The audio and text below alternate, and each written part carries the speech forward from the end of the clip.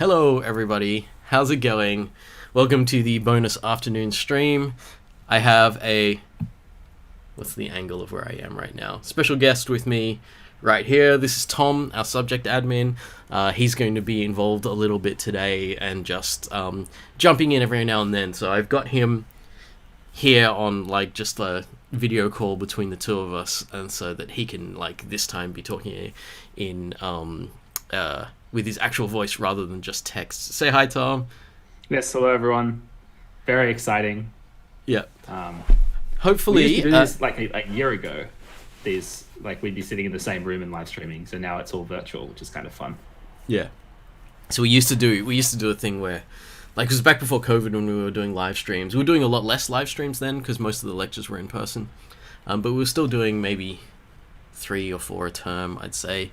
And so we would be sitting in a room, and then we could aim the camera around and have different conversations and stuff like that.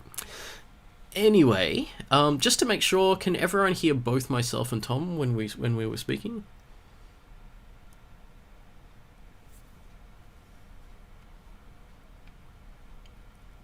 Not sure what the delay is. Okay. Yep. Cool. All right. Good to see everyone. Everyone who's keen on a little bit more information about the assignment. So I will hop into the slides that I have here. It's not that much, but I thought that maybe I would talk a little bit about what's going on in the assignment, and Tom will jump in every now and then, especially if I gloss over something that he thinks is going to be important, or I make a mistake with any of the exact information. This is not as prepared as a normal lecture would be.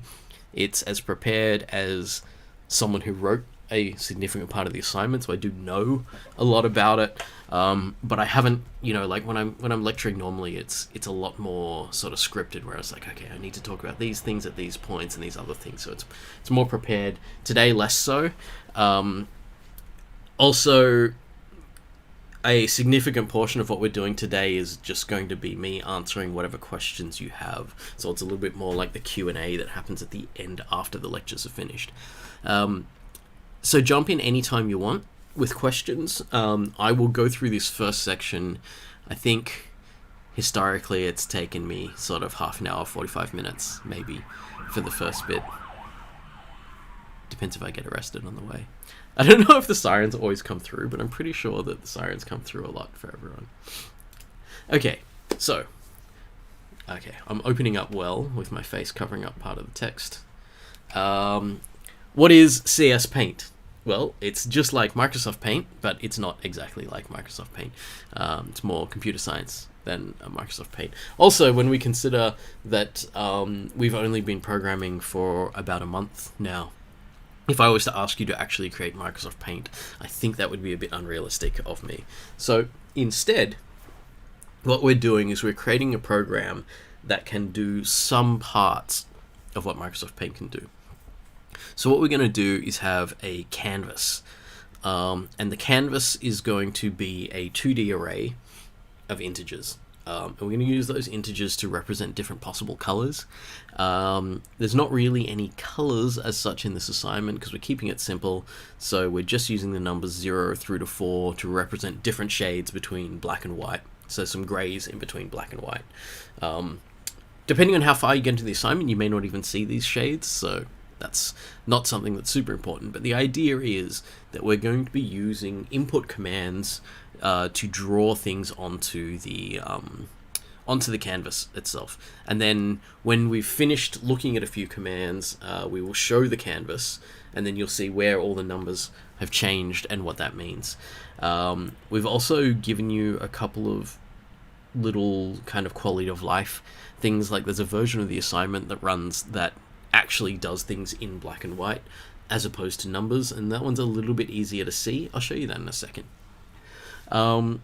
So when we start to think about the structure of how the assignment runs as a program, when you've completed running the assignment, what it does is it reads in series of numbers, and those numbers turn into, in your program, commands to draw things.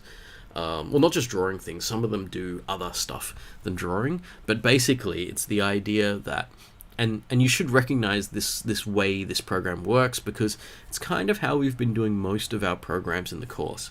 Is you read something in from the user, so you're going to use your scanf, and then you're going to, based on the information that came in from the user, do some kind of processing and then deliver some kind of output. So a simple example that should be really relevant for everyone, because it was only 2 days ago. I did the tourist, where it was a 2D grid, and then you type in a number direction, and that number direction would then make a change to the map that it was in that one, and then it would output the map.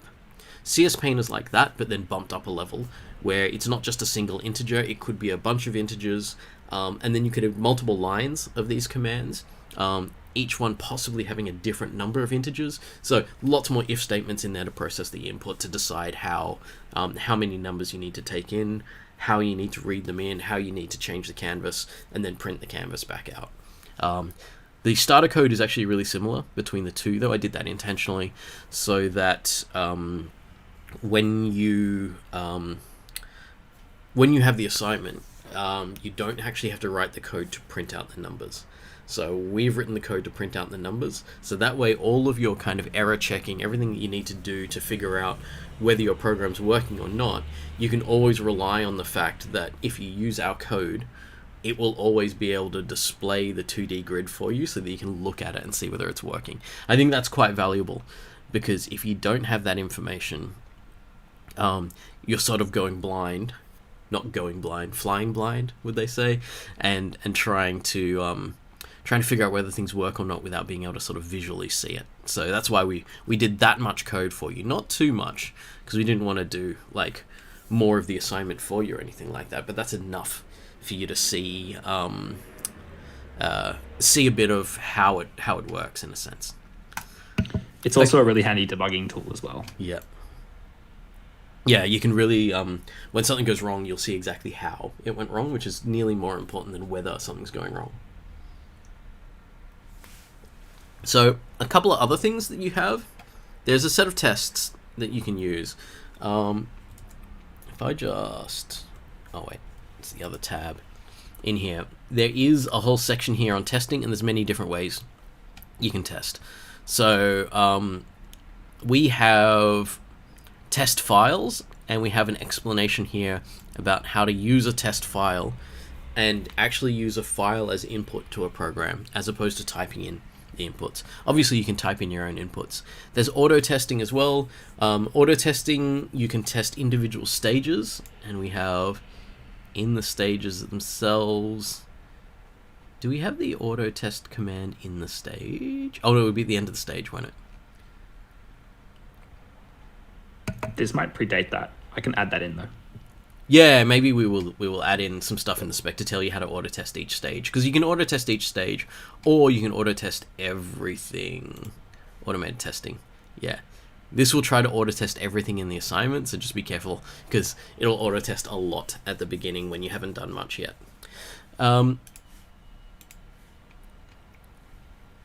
So, you may have noticed I said something about stages. I probably should have introduced those before going further into this. So, the assignment is in 5 stages.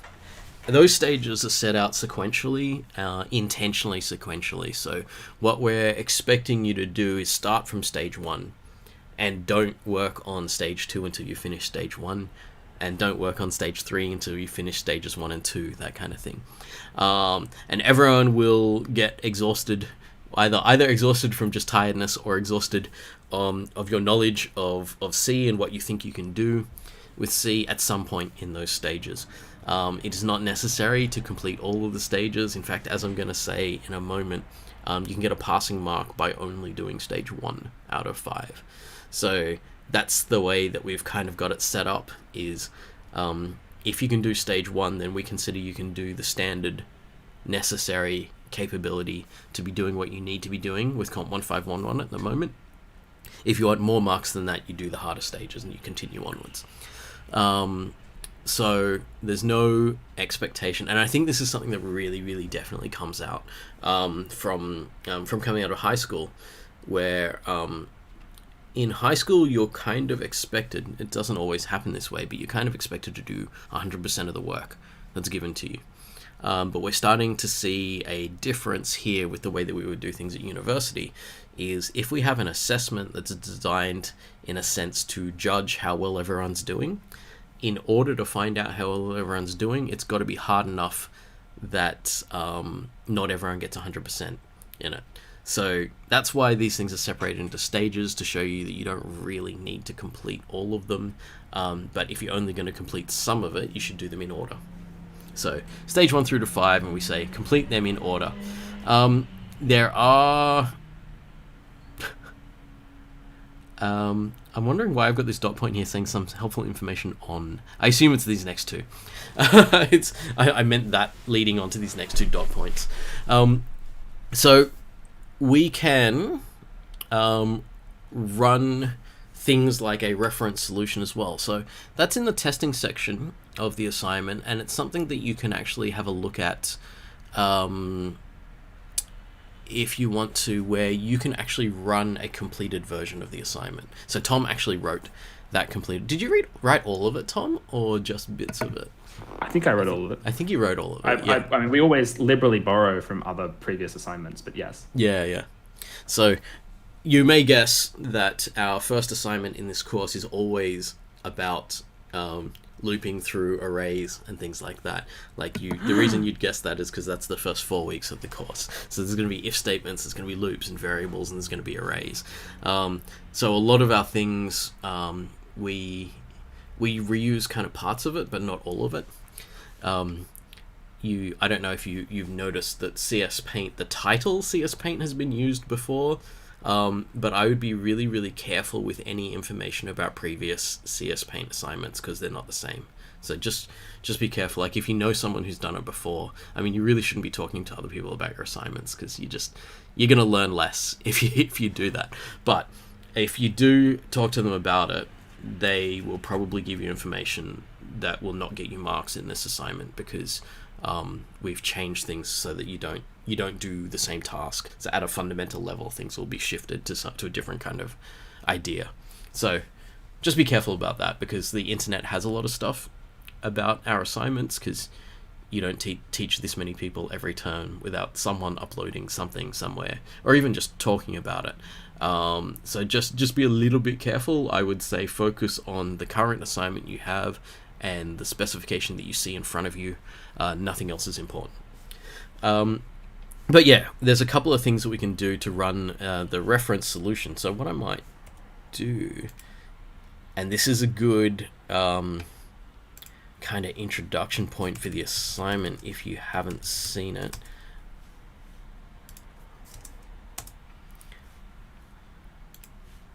this is the command that we can run. 1511, and I think canvas is the one. This will give us the pretty looking version. You don't implement the pretty looking version, you only have to implement something that spits out numbers. But 1511 canvas solution, this is what CSPaint does. So if I go to the assignment spec itself and we look at, okay, so these are some of the commands. So for example, this command draws a line horizontally starting at row 10, column 3, and ending at row 10, column 10. So let's try putting this command in and see how it goes. So it's 1, 10, 3, 10, 10. Okay, so 1, 10, 3, 10, 10. Breaking this down, the way that all of the commands that go into CSPaint are going to be is the first number is going to be the identifier that says this is what kind of command it is. So number 1 is a draw line command, and number 2, if I remember correctly, is the draw rectangle command. Sorry, we call it fill rectangle because it fills up the entire space inside the rectangle command. And then after that one, depending on which one it is, there'll be a specific number of numbers that come afterwards.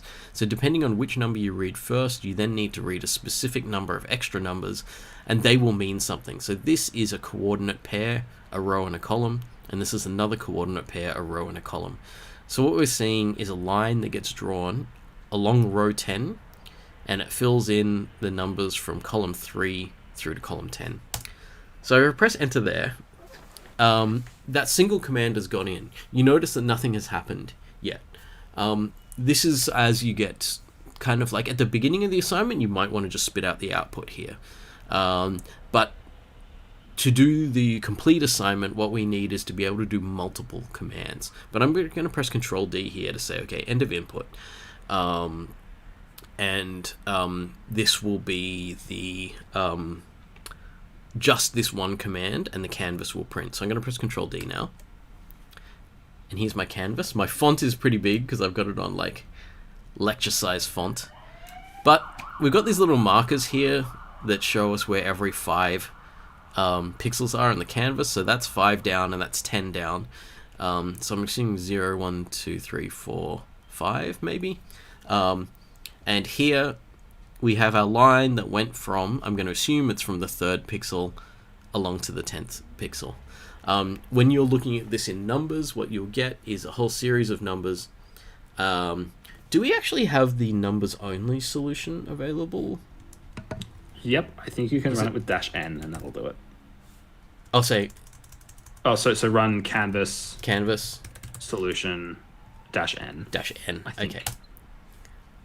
So if we want to do the same command, was it 10, 3, 10, 10, I think? And then Control D. This is the output you'll be creating. So don't worry about this. You don't have to figure out how to do this. This is some trickery that Tom did to make it look pretty.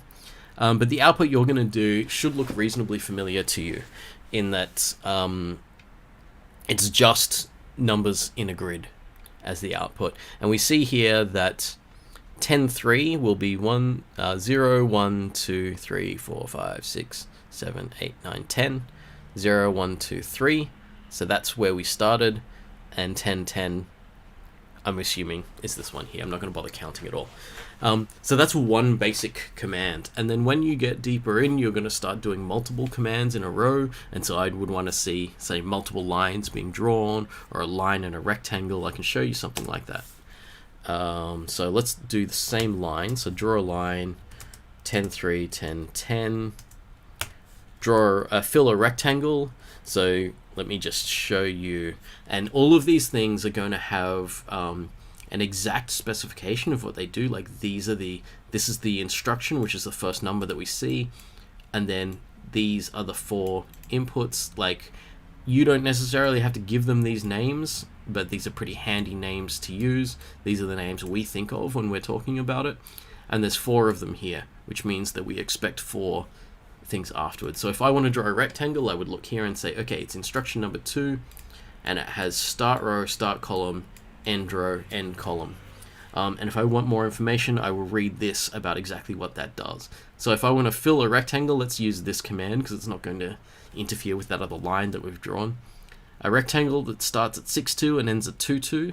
Note that these things don't go in any particular direction. If I've got one corner and another corner, it doesn't matter where they are. If they form a rectangle, I will still have to draw that rectangle. So 2, 6, 2, 2, 2. Let's try that. 6, 2, oops. 6, 2, 2, 2. I've now got 2 commands in my system. So when I press Control D, I expect my CSPaint to be able to draw that line and that rectangle. Press Control D now. We have this line, and just there is the rectangle. Because the 2 corners were vertically aligned, the rectangle ended up being really narrow. But if it was bigger, it would be able to fill out all of that. In fact, let's try that again.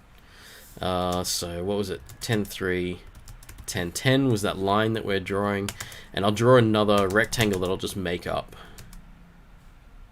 So it just goes from 1, 1 to 5, 8. So this should fill a larger rectangle. Gonna press Control D, have a look at what it looks like.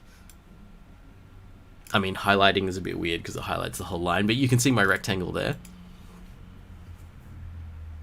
Where'd my line go? Did I type that in wrong? Oh yeah, I did. There's an example there of a command that we don't have any information for, and my CSPaint has ignored the command because I accidentally wrote 10 instead of 1 for the command. Okay, so what we're seeing here is the ability to change the numbers in the canvas as if we're drawing on it, using some of the things that we usually do for drawing, so lines and shapes and things like that. We're keeping it pretty simple at the beginning, but it does get more complicated as we go along. Okay, I'm going to jump back to the slides just after I've given you that little demo of it. Isaac is saying, yes, so technically we can draw a square with a rectangle command. Yes, we can. In fact, you can also get lines out of the rectangle command, as long as you don't try to draw a diagonal. And you can even draw single pixels at a time with the rectangle or the line command if you make both ends right on top of each other. In fact, I think we have some... There are some points somewhere. I think it's in draw line, it says. Otherwise, if one end pixel of the line, if the given start and end pixel is not horizontal. I thought there was some information here that said if they're both the same, then you'll draw a single pixel. I can't remember if we have... Yep, it's in the hints. It's in the hints, right? I was looking in the wrong place. Yep. Yeah. If both of them are the same, you draw a single pixel. So you're usually going to draw something, but there's also information here about what you do when something's outside the canvas. So if the line is partially outside the canvas, you're going to draw only the bits that are on the canvas. So you're going to need to make sure you know, and this is again, like back to the tourist thing that I was doing on Tuesday. It's a lecture worth going back over if you're confused about anything. Knowing when you're on the canvas or off the canvas is important because you need to only draw things that are on the canvas.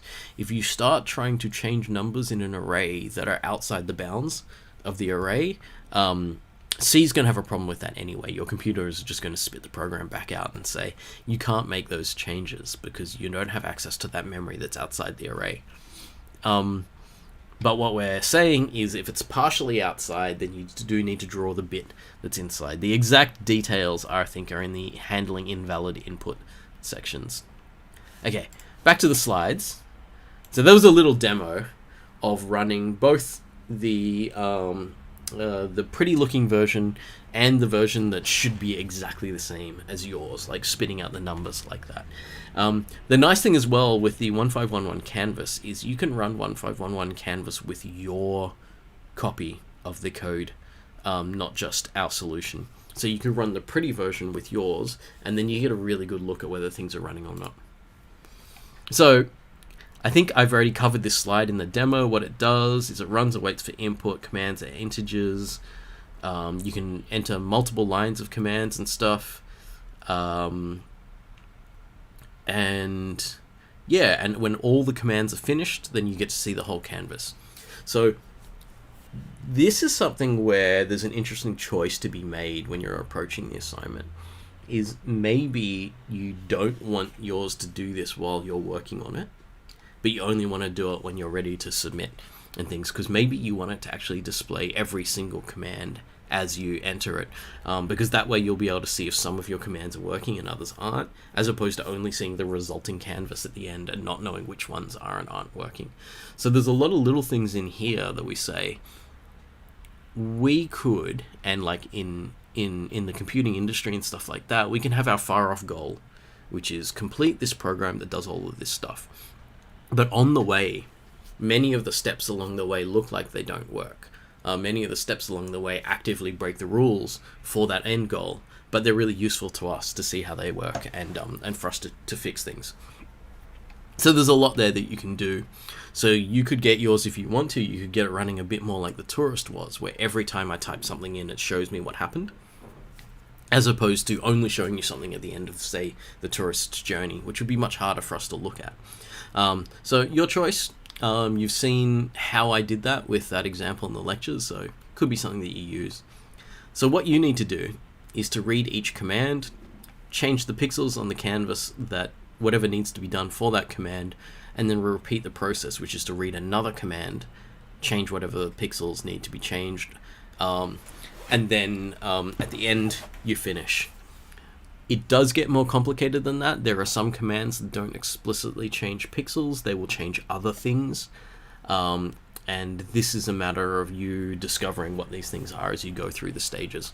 I think that what I'm saying there about what to do applies to the first, possibly the first three stages.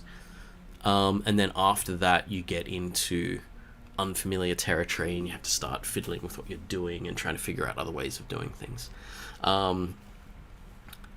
For the moment, I'm not going to talk too much about that stuff. I think that stuff is best discovered rather than, like, I don't really want to give anything away about that stuff in advance. Okay, so how do we get started? A lot of the stuff this week is piecing together everything that we've done so far for this particular purpose. So Tuesday's lecture in particular, and Tuesday's lecture pieces together not only 2D arrays, but also functions and using functions with 2D arrays. I think these are going to be quite useful. You may find that if you start off working without functions in the first assignment, it's possible you can get a lot of things done without them. But the further in you get to the assignment, the more you will find yourself repeating the same code in different places, in different ways. Or you'll find that some of your code's getting super, super complicated, and you're like, I wish I could just push some of that out and not have to read it every time I'm looking through my main. We're going to do that tomorrow, by the way. I'm going to show you a program where when the program's finished, the main is like literally like 5 lines of code, and all the code's out in different functions, and they're all kind of put in places, like organized in a way that makes it really easy to understand what's going on. So I show you that, and then you can try that in the assignment if you want to. So if you can get the assignment to run like that, where it's like function for checking input, for example, and a different function for each of those possible inputs, and the checking input function calls those functions and stuff, then you can get to the point where it's really easy to read the flow of the main function, that kind of thing sort of enhances readability. It means any repeated code is in a function, which means it can be called repeatedly if you need. Nice things like that. When I'm saying this lecture exercise has some 2D arrays, this was, I think this meant Tuesdays. Yeah. The tutorial and lab content this week, as well as the demo, the scanf demo that I showed you this week, has some really, really useful stuff about scanning in a number of integers from input where you're not exactly sure how many they're going to be. So you scan in until a certain point and stop. So notice I was scanning in lines, and then at some point I was pressing Control D, and then it was going to stop, right? So I could say scan in a command, and then scan in the right number of things from the command. But if I get an end, so I get the Control D, stop scanning for things, go process the canvas, and then move on. So you can kind of already, as just from me talking about this, I hope that the structure of the assignment is starting to settle in. You're going to have a loop, and each loop is going to be there to process a single command. That's going to go multiple times until you try to scan in the number for a command and you don't get a number. Instead, you get the Control D.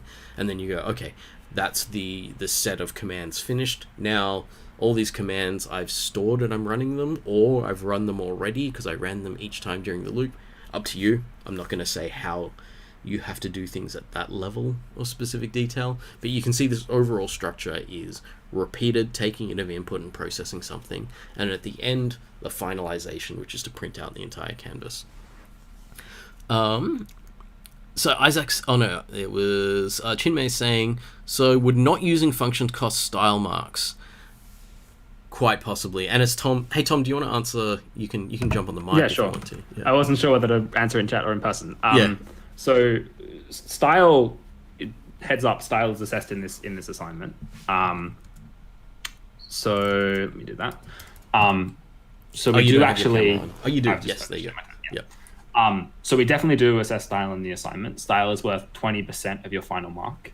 And one of the things, I assume I'm going to steal this from saying it, from Mark saying it, but you can make up marks in your in your performance marks by having good style. So even if you only get up to stage 1, you could get more marks than everybody else in stage 1 by having really good style. But style is different from stage 1 to stage 5 because functions are designed to break up your code, and there's less code to break up in stage 1. So certainly by the time you get to stage 3 or stage 4, you want to have functions. But in stage 1, if you don't have functions, the things that are really going to make the difference there are things like white space or commenting or that sort of thing. I was just talking to Isaac there about commenting. Isaac was asking about like comments matter, and I was like, yes, comments definitely matter, but don't get into the trap. This is the common trap of just saying if comments matter, then I should have the maximum amount of comments. So what people do is they explain a whole bunch of lines that don't need explanation, and then that actually makes comments worse because then people don't read every comment. They start to see the comments as spam. So there's a balance. Obviously, you don't need to know that balance yet. You can just play around with it now until you've got a good idea of that balance, and then when you've got a good idea of it, you can say, okay, this is where we're at. A lot of what's going to happen in this first assignment, there's a reason why the first assignment's worth 15%, the second assignment's worth 25%. First assignment is there for you to make mistakes. So it's there for you to get a whole bunch of stuff wrong, talk to your tutor about it, your tutor will give you feedback on style, and then you can get 100% on style on the second assignment. When it comes down to it, the style mark for the second assignment is worth nearly half as much as the whole of the first assignment. So it's pretty easy for you to flunk this first assignment in those ways, learn from it, and then still get a very, very high mark in the course from what you do in the second assignment. So take this as a learning opportunity, experiment with what are some of the things that you can do. On comments, can I say something? I'll jump into your camera, yeah. Yeah. The philosophy that I would recommend for comments is you definitely want to have a comment at the start of each function to explain what that function is. And then think of comments as explaining why your code has done something if it's not clear from the code itself. So if you've got a big block of code, you should probably turn that into a function. But if you really don't want to turn it into a function, if the block of code is somewhat confusing, try putting in a comment. But you don't want to have a comment for each line. You kind of want to have a comment for each sort of paragraph of code almost. And even that's probably on the more comments side. I think the thing that might throw people off a little bit is how many comments I tend to put in my code as I'm showing you things for the first time. So when I'm showing you things for the first time, it's assuming that you know nothing about it, and I need to give you the information to get started. Once you sort of know what you're doing with things, you don't need as much information. So you can sort of balance your comments like that. It is very, very unlikely that your tutor's going to take off marks for you putting too many comments in, but they will let you know if there are too many. They'll take off marks if there aren't enough, though. So I guess you probably want to, maybe you could err on the side of a few too many, but just, you are aiming towards a goal of really kind of perfectly concise, readable code. And when I say perfectly concise, I mean exactly enough and not necessarily more. So see how you go with it. It's not something that I'm saying you have to know and understand and do perfectly straight off the bat or anything like that. And you can ask your tutor as well, is the other thing. In fact, that's one of the things you can do, where you can actually talk to your tutor about this before it's due. So a week before it's due, you can go to your tutor if there's some spare time in your lab, and you say, can I just show you my assignment for a moment? I'd like you to just have a quick look at style. And it can be pretty quick. Your tutor can spend as little as sort of 5 minutes looking at your code and say, here are a few big things that you could change. And doing that kind of thing can very easily get you, a significant number of style marks by the time you hand it in. So Manish is saying, do we only need prototype functions for functions only used in mains? If we use a function in another function below main, do we still need to put it in prototype? Manish, we will still put all of our functions in prototypes no matter what. This is mainly because we don't know exactly when they're going to be used. So if we don't know when a function is going to be used, then we want to put it before all the functions. So we include main in that. So all the functions of the program, we put the prototypes before all of them. And that way we never have to think about the order that we write the functions later. So if some functions are just going to be used in other functions and they will never appear in the main, we'll still declare them before the main. Because otherwise, if they're used in some functions, then they have to be above those functions whenever they're put in the code later, and that's really cumbersome and annoying. And like you trip yourself up over things like that. Whereas all we need to do is put that one liner at the top, and then we don't care what order everything is at the bottom. They'll all know what each other is beforehand. So that's why it's just so much easier to put some stuff at the top. You can also get into, and this is like, you need to get pretty complex before you get here, but you can actually get to the point where you have cyclic needs, in a sense, where one function needs another, that function needs another, and that one needs another, and what they do is that they actually all need to be above each other. So you'd end up in a situation where some things need parts of other things need parts of other things, and there's no way to order them so that they can all actually see each other before they run each other. So that way we put them all at the top, and we don't have to care what the order is. They'll all know what the other functions are. Yeah. Chinmei's saying, certain things are quite common between the draw line, fill rectangle commands, so a function for each command is okay, or should we make separate functions for specific common tasks also?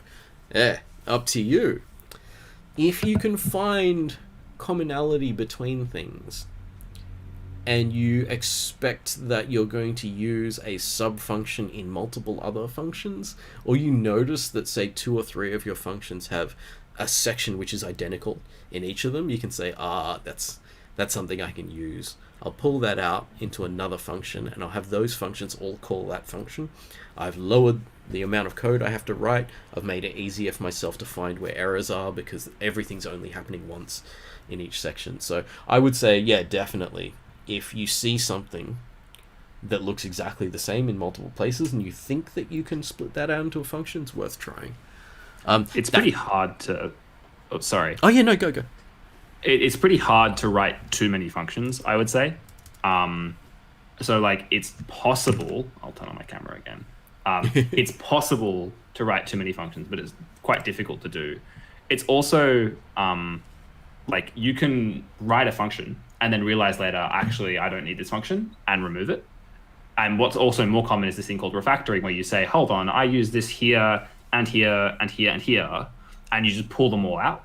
And when you pull them all out, that's really great, because now you've got, 40 less lines of code, and all of your logic is in one place. So you can definitely change things during the assignment, and don't be afraid to do that. Yeah. On which subject as well, if I may, I think Mark is going to mention this later. If you change something in your assignment, before you change it, auto test your assignment and then make your changes, because there is a way that you can sort of go back in time and get your old auto tests. And that's really handy, because it means you auto test something, you make a few changes, you think, oh no, I've made a change and I didn't want to make that change. You go back in time and you grab your old change. Yeah, we're being really very friendly with you with the assignments, in that every time that you auto test or submit, we keep track of the code that you had at that point. So long as you've been auto testing your code all the way through, you can have a massive computer failure and lose all the code that's on your computer, or you can accidentally delete your CSE directory. Then all you need to do is you can actually go through the website to view your previous auto tests, and you can just download the code that you just auto tested previously.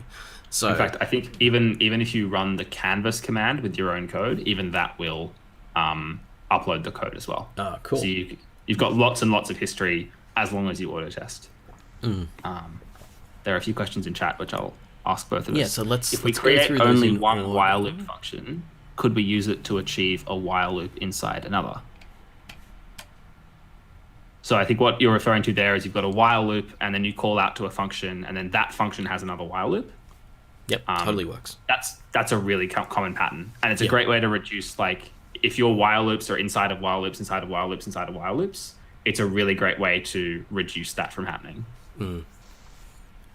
Leon saying, should we separately create 2 functions to show a single while loop and a while loop inside another while loop? I think that's the same question, isn't it? Yep. Sometimes we do, yeah.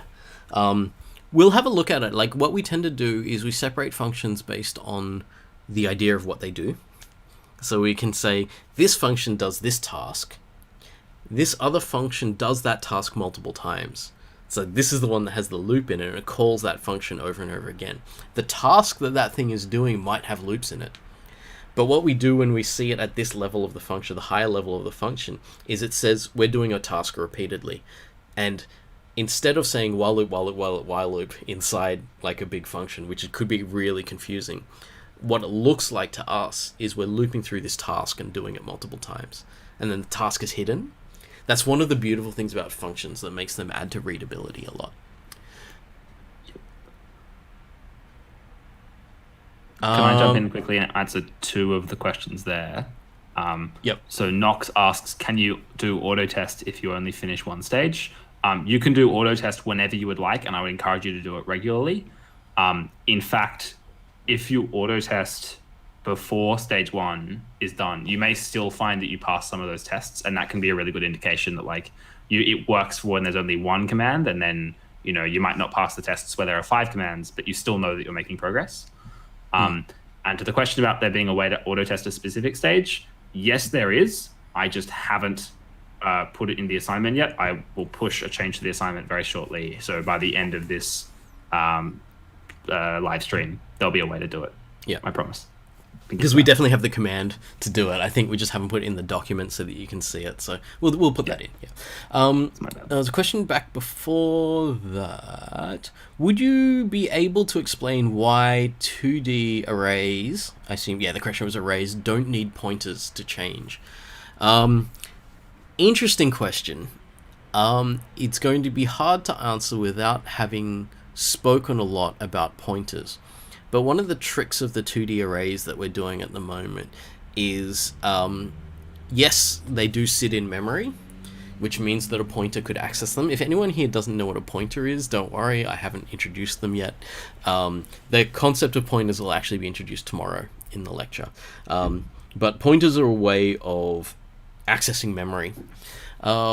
But the other way of accessing memory in an array is by just using the indexes of the array to access individual elements.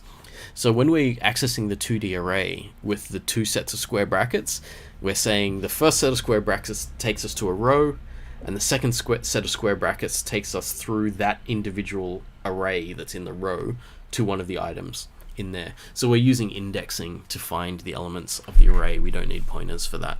In fact, you don't need pointers at all for the first assignment. I mean, it's possible to use them if people are keen after learning about them to use pointers, but it's not necessary. The assignment was designed to work perfectly without pointers, so it's designed to work perfectly with the knowledge you have now of C. So the first lecture this week was important because we worked with 2D arrays. I would say the only thing that you could benefit from Friday's lecture is how I use functions in a subtle way on Friday's lecture. So I've built up functions over like 3 lectures now, and this will be the kind of end point of what I consider a very elegant way to use functions that you can learn from, but you could still complete the assignment without that. So we already know everything we need to know, except if you haven't had your tutorial yet. There's stuff in the tutorial in the labs about reading in the scanf and stuff like that, which were just handy to have done. But yeah, so pointers, I wouldn't go too deep into those, unless you want to. But I wouldn't necessarily suggest it, because we didn't design it with pointers in mind at all, right? We never have for this assignment. Yeah, I don't think we've ever needed them. Yeah, and we definitely didn't use them. You didn't use them in the reference solution at all, right? I don't think so. No. Yeah. And the other thing I'd say as well is like, just remember this is your first programming assignment, and I know that can be intimidating. So I would recommend keeping things simple. Like, use the stuff that you're comfortable with. By the end of this week, you'll all have seen scanf, while loops, functions a little bit. So if you're sort of just getting started, try and do stage 1, even if it feels like, oh my God, this is a really like sort of slow way of doing it. That's okay. Because then in a week's time, and this is the trick about starting the assignment early, you do it now, and then you've got a week later, you can say, hold on, I know a better way to do this now, and you spend half an hour rewriting your code. And that half an hour makes your code so much better, and it will make you a better programmer as well. Yeah, there's lots of good stuff to learn in there. So Josh has a question for draw line. It seems like some of the invalid line examples would only be semi-invalid, i.e. would still draw some. For the first example, 1, 1, 1, 50. Oh, sorry, 1 is command, then 1, 1, and then 51. Yes. So what we have, if you want to look at the details of something like what to do, and so this is the interesting thing, right? So up to this point, most of our work in labs and stuff like that has just said, just assume that the input you're getting is going to be mostly correct. But now that we're in an assignment, we have more time to really kind of delve into the fun details. We have possibilities for things that might not be exactly correct, and then how you're going to handle them. So this one says, draw a line between the point 11 and the point 51. So that line is starting at 11 and going straight down, but it goes off the canvas. And so when you get a situation like that, you have to think, I can't run the same code that I would run to draw a line. If I was to run the same code, what would happen is that this 50 is definitely going to take us out of the bounds of the array, and it's definitely going to get us to the point where we try to draw something that doesn't exist. So we have some stuff here about handling invalid input. If the given command both starts and ends outside the canvas, you should do nothing. This one does not both start and end outside the canvas because the 1, 1 is in the canvas. And so you would ignore it if both are outside. Otherwise, if one pixel of the line, one end pixel of the line is within the canvas, you should draw the section of the line that is within the canvas. So you have to draw all the bits of the line that appear on the canvas, and don't try to draw any of the bits of the line that are off the canvas. The example for that one here is going to be this line here that starts at 1, 1, goes downwards, hits the end of the canvas and stops there. It's pretty important that we have to not try to draw any extra pixels. Oh, you'll get memory errors if you do this. So if you try to do it with the same code that you were doing to just draw all the lines that are within the canvas, when you hit that border of the canvas, you're probably going to get an error. The program's going to crash at that point. If you're working with DCC, which I hope most people are, DCC will tell you exactly what happens there. It'll tell you which line of your program tried to do it as well, which is handy. So this is this level of depth that we have not seen in most of the lab exercises so far, and it's the kind of thing we want you to look into because this is the kind of thing that a lot of real programs have to do. They have to say, this is the way we function when everything's working well, and then what do we do when things aren't exactly perfect? We need to have a proper reaction to things that aren't perfect. So you can go back to those ideas that I was talking about very early on about the dice checker getting invalid input. Same kind of thing here. When we get invalid input, we're doing a certain amount of correction of the input. So in the same way that we did a kind of silent correction of the input as one of the things we did, here we have that same thing where it's like, okay, you were partially correct. We're not going to throw away everything that you've done, but because you're partially direct, we'll give you part of the command that you said. So we're not going to give you the 50 long line, but we'll give you as much of it as we can fit on the canvas. So that was Josh was saying that, and Will's saying, do we have to account for cases where the second coordinate and first coordinate are swapped? And if so, would we swap them back or just ignore the command? Okay, so the idea of swapping here, I think, is like, okay, so I've got a line that goes from here to here. What if instead I had a line that goes from here to here? So do all the lines always go to the left and down, or do some of them go to the right, do some of them go up, and things like that? The answer is yes, all of those are valid lines. So there is no inherent idea that everything loops in a particular direction. So you've seen some lab exercises already now that don't just loop from 0 upwards, they might loop from 10 downwards, and things like that. You're going to have to be able to do that with your lines here. So we have nothing in here that says lines will always be in ascending number values or anything like that. So you do need to be able to do them in multiple directions. I might specifically as well jump in to say for squares or for rectangles, it's even more crazy because there are four Yeah. possible ways you can describe a square or a rectangle, and we could give you any of them. And I think we explicitly say that somewhere. Yeah, I think that is in the rectangle. So, for example, this rectangle here could have... I'm just going to put some points on it. So this is going to be point 1. This is point 2. This is point 3. And this is point 4. If I get the draw rectangle command, I could get point 1 and then point 3. Or I could get point 3 and then point 1. Or I could get point 2 and then point 4, or point 4 and then point 2.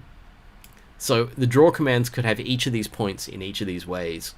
And they'll all draw the same rectangle. But you need to figure out, based on the points that you get in, where the bounds of your rectangle are, and then what are you going to do with that? Are you going to fill all of these pixels in here? You can get many different possible combinations to fill those pixels, and you still need to deal with that. Chinmay's asking how much time it should take to complete the entire assignment. It definitely depends on person to person, but you can kind of calibrate it against the labs. So if you're comfortable in the labs, in all of the standard material in the labs, you're comfortable doing it on your own, which is different from how we normally do labs, is we usually discuss it with other people as we're doing it. This, you're not even allowed to do that, so you have to really be working on your own. But if you're comfortable doing the labs on your own,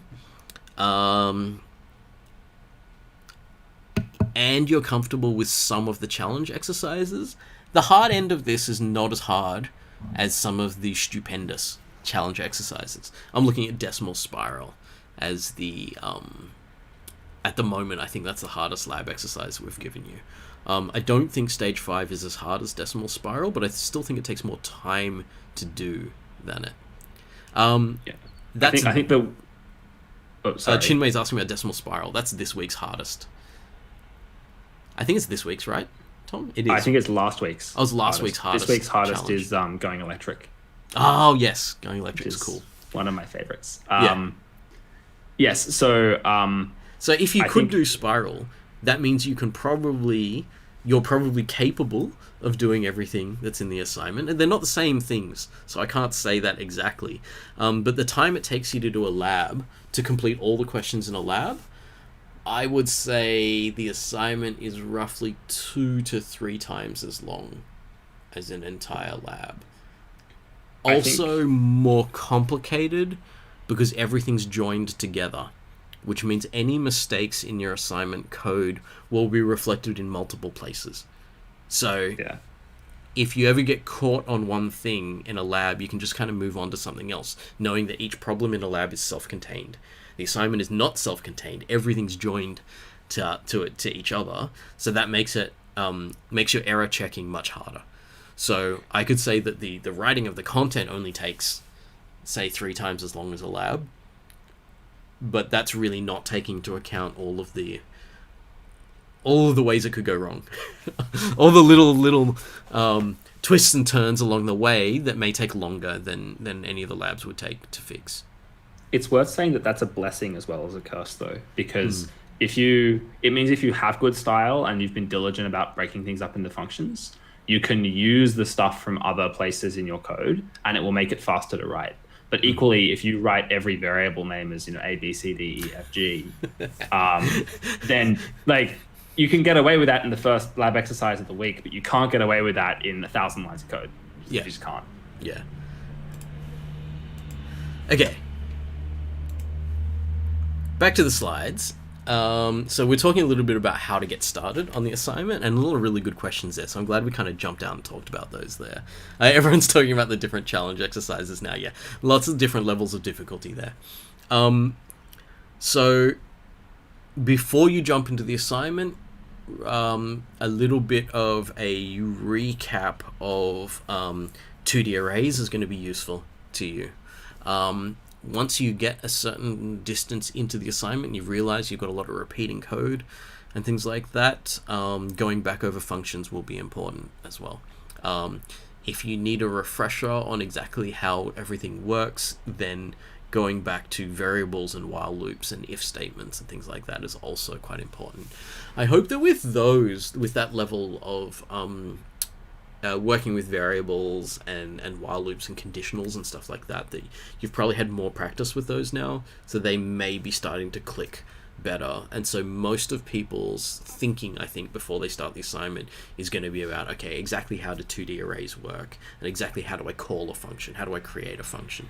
There's still a bit more practice on those that we're going to do anyway. Okay, so physically how you get started is download the starter code. So first thing that we're doing to get the starter code, there's a couple of ways that we can do this here. You don't actually have to worry about the test files just yet when you're getting started. You really just want to get this paint.c file. So there's a command here, if you're on our systems, how to copy it into the directory you're currently in a terminal. So this command will only work on the CSE computers. So if you're on VLab, it will work. If you're SSH'd in, it will also work. So those are the two ways that I think most people are doing it. If you're working entirely on your own computer, you can download the code here. Downloading the code like this off the website on VLab will also work. You can also get the same code from either of these commands into a directory that you're working in.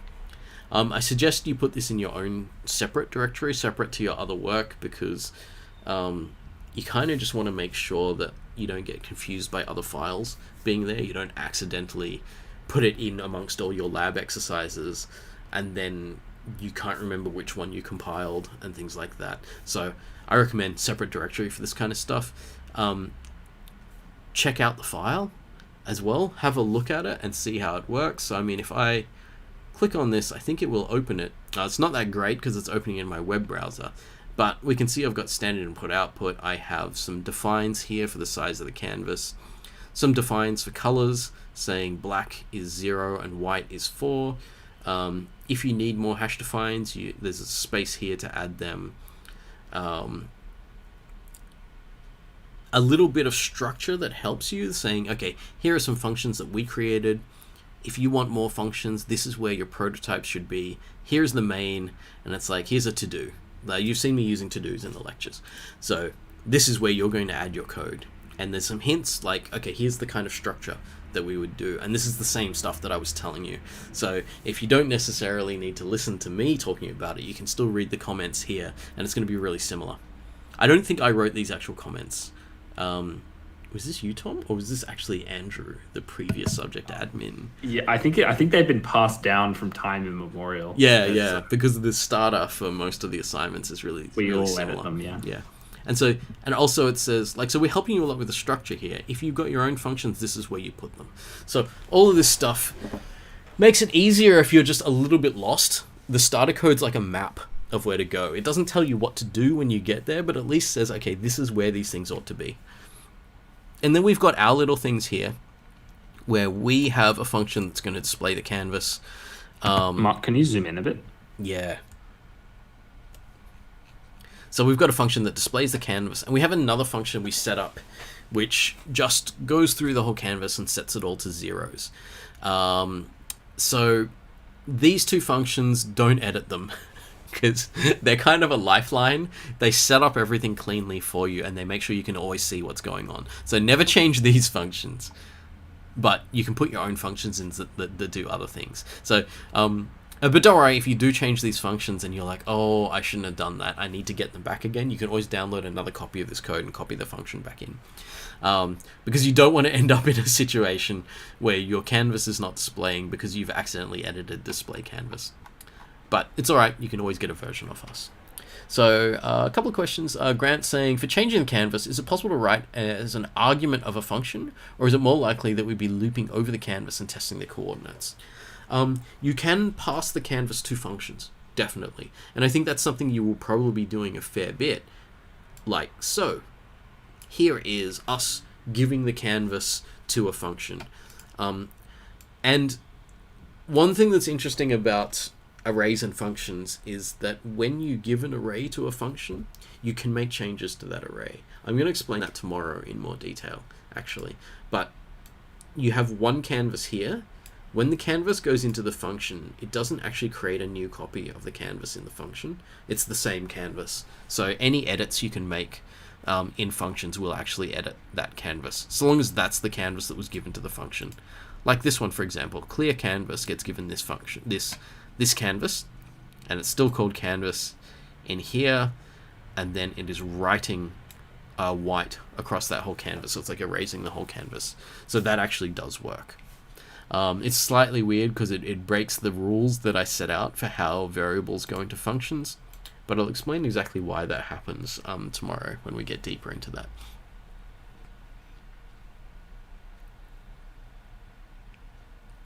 Can I answer that question from Chinmay? Yeah, sure, go for it. And can you jump over to my screen so I can gesture wildly, please? I can, yep. Cool. So with the copy command, which is stage 3, we promise you that we're never going to ask you to copy from outside the canvas. So if like this is the canvas, we're never going to ask you to copy from outside here. But it's possible that we might ask you to paste to outside the canvas, or even that we might ask you to paste like partially outside the canvas. So like here, and then it might come over here somewhere. That's the best explanation I can give. We're getting my sort of like finger dancing kind of thing. But do you want me to draw it? Yeah, sure. Why not? That makes sense. I need to have my like whiteboard in the background. So here's our canvas. And stage 3 has a copy paste command. So the copy paste might I'll try to do a dotted outline. You know what? I'll just draw it. It might copy from here. And the rules that we have for the copy is that you're always going to get a copy that is completely within the canvas. But then the copy pastes. Oh, I wasn't wanting to change. Oh, it doesn't matter. Pastes somewhere else, and so here's a simple paste of that. But then we could also get a paste like this. So if we get a copy there, and the copy paste goes there, that's the kind of simple version of this that we know we're going to do. But we could get a copy paste like so, where we copy from here and we paste here, and we just paste this part of it, and we don't do any pasting outside the canvas. So you could get that kind of weird situation going on. But I think we guaranteed that you'll never have to copy from outside the canvas, because that gets weird. Because if you have not initialized part of the copy, what happens when you paste it all on the canvas? We thought, well, let's just not bother with that and say that the selected copy is always in the canvas, but the paste might not be. Okay, so yeah, that's the starter code that we'll be getting. It's much better to go from the starter code than to start from scratch on your own, because this is just a comfortable way to get started on the assignment. I think one of the hardest things sometimes is going from 0 to starting something. Very difficult. So we've just gone from 0 to 1, and then you go through all the rest of the things like that. Can I make a suggestion on starting things? This is something that I suggest to my class, which is whenever your next tutorial is, consider trying to have at least 10 lines of code written, even if they don't do exactly what they're supposed to do, just because the hardest part of this assignment, I would say, or one of the hardest parts, is going from 0 lines of code written to something there. So even if all that you write is not even a function, just write some code that draws a line on the canvas, even if it doesn't scan, if it just draws something on the canvas, so that at least you could say, now I've got something there, I can draw a line on the canvas. And then once you've done that, you can maybe start scanning things in, or you can start doing different lines. And so once you've got something, it's a lot easier to iterate on than if you're starting from scratch. Isaac's got a really good question there. can we create error messages to display when the copied error is invalid? You definitely can, but just be careful with this, right? Because any error messages you display may cause auto tests to fail. Although I'm not actually 100% sure of that. I think that you might be able to. I can't remember how strict our auto tests are with everything, Tom. But... So any situation where you would want to print an error message is a situation that we're promising you we're not going to test. So for instance, copying from outside the canvas, I promise you that we're not going to test you on that. So if you want to add in an error message for that case, you can feel free to. And that would just be for you to make sure that when you're testing, you're not like, hey, why did this cause an error? You're like, oh, I wrote myself an error message. And maybe that's a good idea. Yeah. The only thing to be careful of is that you don't write yourself an error message that then actually triggers on a condition that we want you to test. Because to answer Mark's point about the auto test specificness, whatever the word is, the auto tests are very specific.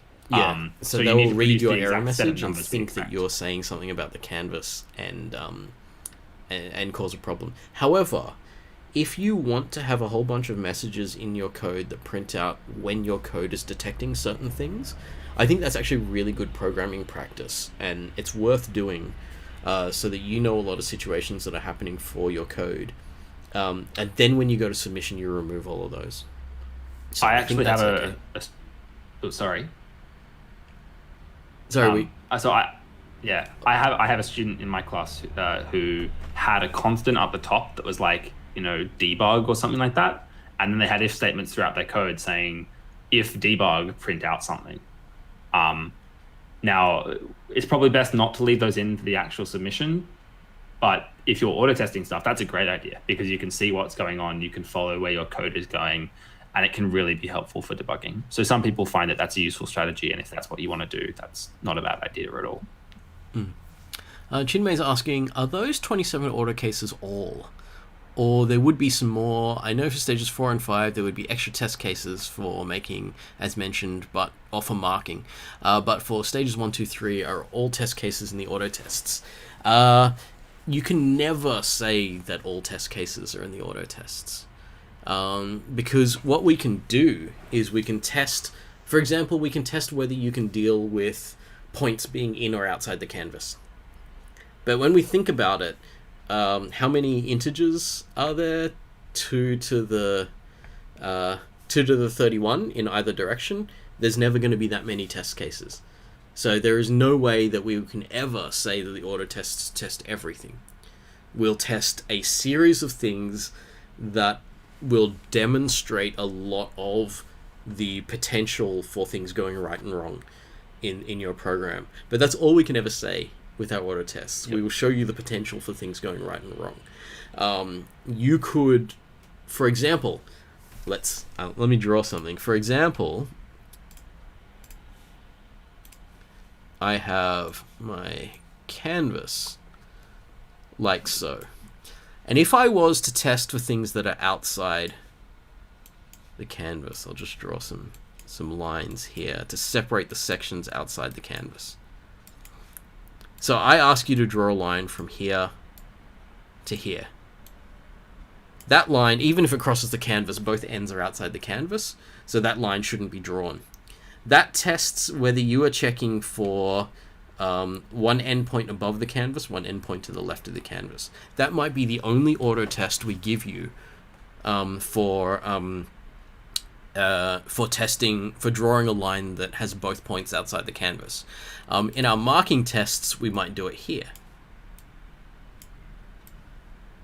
We've already shown you that there's a case here that you need to look at that is for things outside the canvas, but we may not necessarily test you for all 8 possible kind of areas that you can be outside the canvas. So you're going to have to make sure you follow the spec for all of these regions, but we may only auto test you on, say, one of them, because we don't need to test you on all of them to show you that this case exists. But you might then want to test all of these other regions to make sure that you're checking everything, and you may want to check your start and end points. Check everything for your start and end points, So there's lots of little details like that where the auto tests can show you issues, but they're not going to exhaustively show you every possible issue like this. It's probably worth saying yeah. that there are 27 auto tests sounds about right. I haven't counted them. In the marking tests, there are probably going to be about 270. So we put a lot more tests into the marking tests because we test, instead of just testing that blue line, we might test the red line, and then we'll also test the lines in the other directions as well. But I think the philosophy that we try and go for in the stages like stage 1, 2, and 3, we're only trying to test, we told you this thing, did you do it in the other places on the canvas as well? So we told you about the blue line, did you test the red line? In stages 4 and 5, you'll notice that there is a warning that there may be some things we don't test you on. And what we're saying there is we might not even give you the blue line. So an example there is we'll in test macros. This without there might be showing something that we told you in the spec and it's in the reference solution, but whether you comply with the test in the reference solution is up to you. But you can write your own tests if you want. And in fact, we'd really strongly encourage you to write your own tests. Just make a text file. You can, if you look at the tests.zip, you'll be able to see how they look. You can make a test file that looks exactly the same thing, that's just got, here's the input I want to look at, and then you can see whether that does what you expect it to do. And you're welcome and encouraged to do that, I would say. Yeah. A lot of, when you think about it, a lot of our philosophy for the higher end of the assignment, so if you've gotten up to stages 4 and 5, you've already got a distinction if you've completed everything else. So your mark is already pretty close to 80, and stages 4 and 5 are 10 marks each, so 80 through to 90, 90 through to 100. I actually have slides on this later. So if you do want the high distinction, which is like the highest level that a university, the highest grade that a university will give you, we expect you to not need auto tests for your code. We expect you there to be able to read the specification and then talk about how and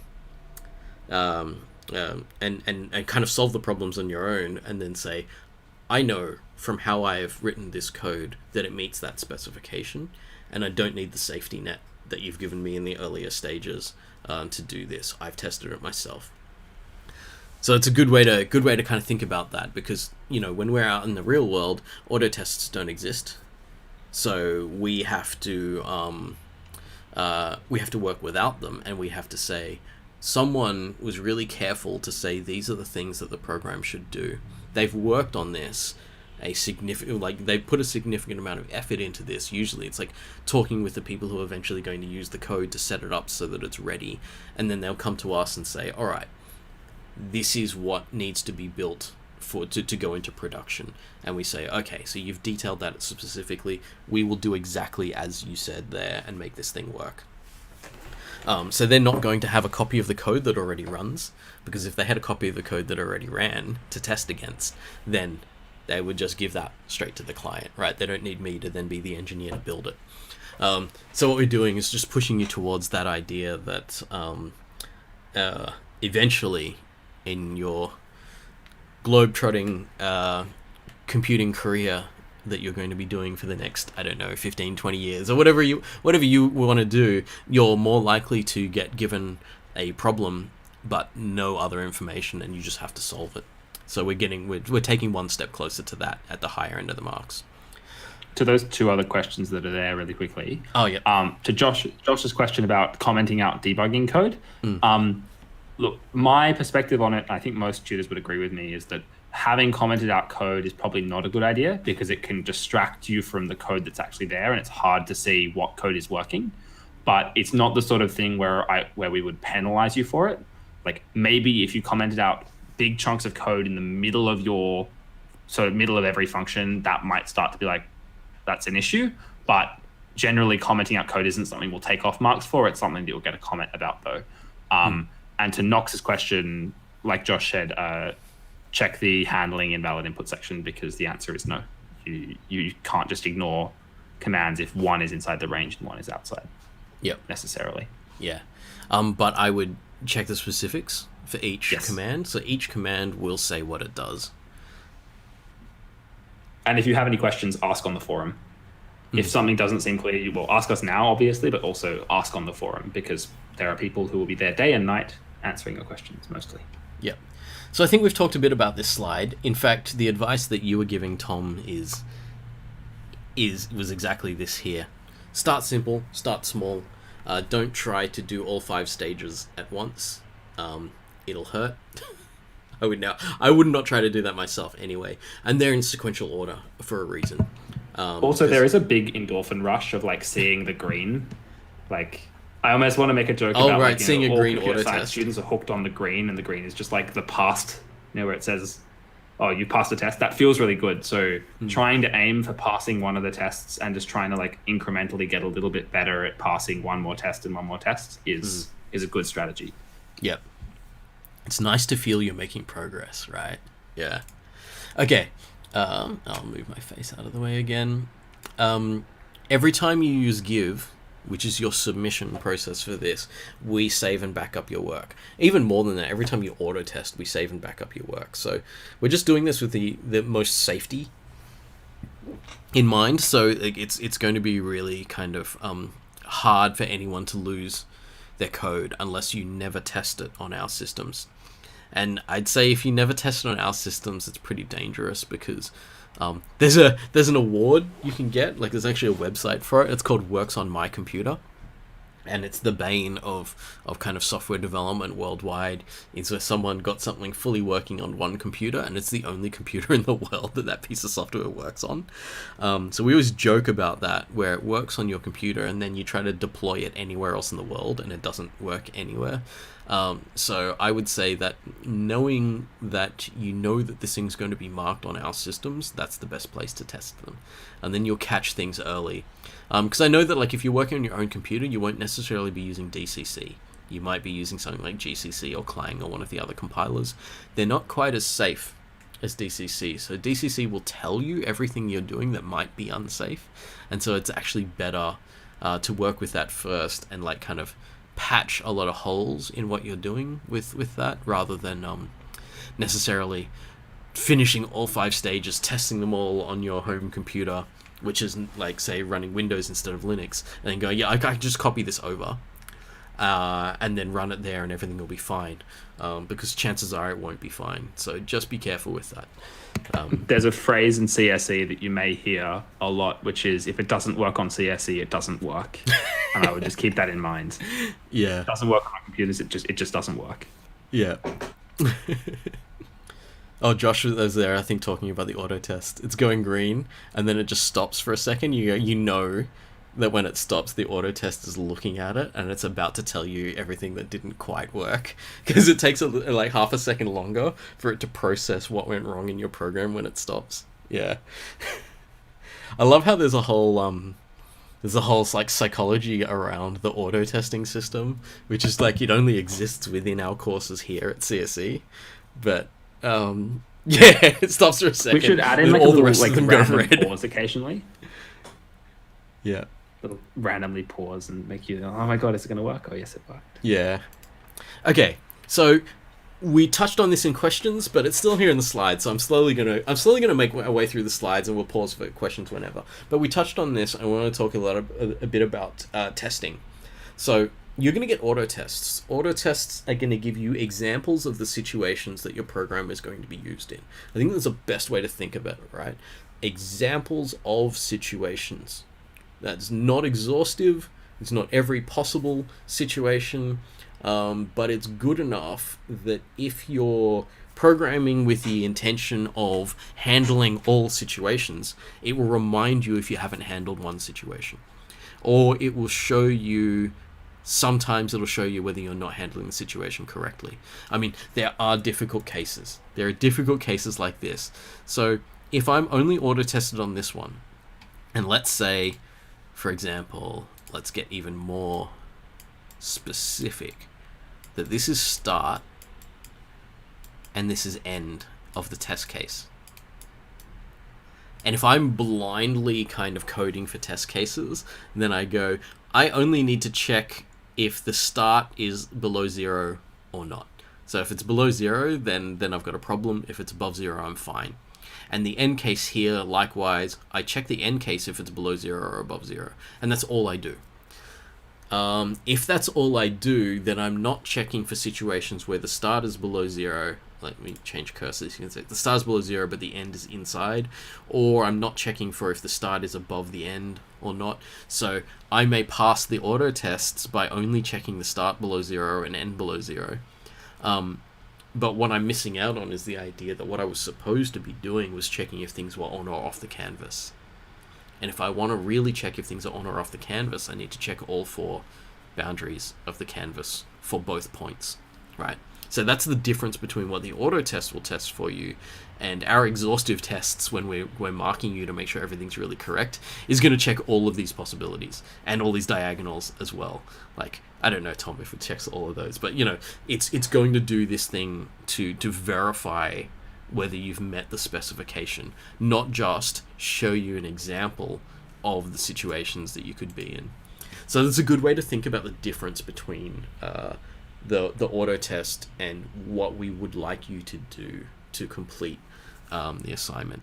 So, good thing is, check possible inputs that you can think of. Check for things that you know, like you look at the auto test and you go, I'm pretty sure that auto test is testing whether I can draw lines one direction. So you may get a pair of auto tests in a row. One of them is the 2 points going this way, and the other is the same 2 points but going the opposite direction. And you go, okay. Auto test is showing me that I can get points in opposite directions. Let's do that vertically as well. And if I'm up to stage 2, stage 3, let's do that in all 8 directions diagonally as well, and make sure that we can draw lines in all those directions. The auto test is probably not going to test all of those possible directions for you, but it's going to show you at some point that there's a situation where you need to go both ways. This is our way kind of sort of teaching you about how we do testing in the real world, is that we look at all the situations we could be in and we say, all right, let's test a smattering of all those different situations just to be reasonably sure about what's going on. Nox is asking, what are those test files in the web? I'm assuming you're asking about the web page that has test files. Those are actually files that are, I don't know if they're the same. They are actually the same as the auto tests, right, Tom? Yeah, so the auto tests, you have to run them with 1511 auto test to get them, but the idea is that the text files in that zip are the exact same inputs that you would get in those auto tests. And it's particularly handy because the 1511 canvas command, you can, if you say 1511 canvas and then either solution or paint.c, depending on whether you want to use our solution or yours, if you then put in after that the name of a test file, it will run that test file. So it lets you have a look at, say, like, what's the fancy output of one of our auto tests? Or what does the sample solution say the solution for one of the auto tests should be?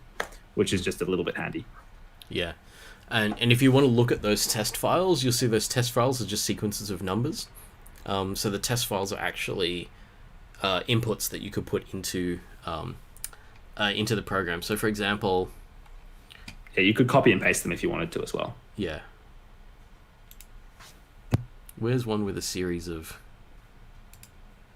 So this is a sequence of commands. So basically your computer is going to get all of these numbers. Your program is going to get all these numbers input, and at the end of this one it's going to get a control D. And if you got this sequence of numbers, you're expected to perform each of these commands one in a row. The test file is just these numbers. If you scroll down a bit, you can see the actual... Oh yeah, there you go. This is the text that's in the test file. Not exactly this, but this kind of text. And all the test files are going to have different text for testing different things. It's worth noting, I think, if you scroll down a little bit further into program output, where it says the name of the test file. Yep. So if you scroll up a little bit to where it says canvas.paint.c, that is an actual file that will show you the demo. Even if you wanted to, you could use that as an extra test case, because I don't think that's part of auto test. Though auto test will cover the same thing, it just in a slightly different way. Yeah. So this command, this is the actual command. You can type this command in. Like any of you right now on VLab can type in this command right now, and you'll get this same output. I hope. Yeah. if you don't get the same output, that'll be good for us to make sure that we do. But this should be a case that we've created, because I think that this page was created by running this. We didn't like manually type in which colors should be here. We just ran this command. Yeah. And so to Knox's point, normally just running 1511 autotest CSPaint paint.c is enough. But there are these extra things that we provide, like the tests.zip, so that if you wanted to look at what one of the inputs was specifically, or if you wanted to modify one of the inputs to test, or I wonder what happens if, then you can use the tests.zip or any of the demo files to do that sort of experimentation.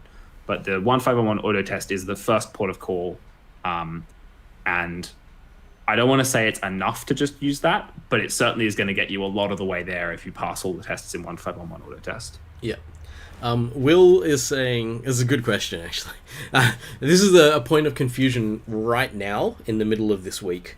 And it will only be for the middle of this week because I'm going to explain it tomorrow. But how come we can use a function to change elements of a canvas, but not for when trying to change single variables? This is because of the way that arrays work versus single variables, that when you pass an array in, it gives access to the memory in the array. Whereas when you pass a single variable, it copies the value in. I haven't taught you enough to talk about the subtleties of why that is just yet. But it is literally coming up within 24 hours, because it's coming up in tomorrow's lecture. But yeah, it is super weird, and I fully understand the confusion right now, that when you put an array in, you can change the array. When you put a variable in, the variable doesn't change. So they're two very different things at the moment. And it makes functions a little bit more confusing, but I will go over it tomorrow and we'll look at why. It's kind of like, remember the AND symbol in scanf, where I said, look, I can't tell you why this exists. You just need to use it for now. And then later on, I will show you what this means. In fact, that's also in tomorrow's lecture. So tomorrow's lecture is going to tie up a few things to teach us about what it means to be accessing memory locations. I won't say more about it now, because it takes longer than that to explain, but I will definitely explain it tomorrow.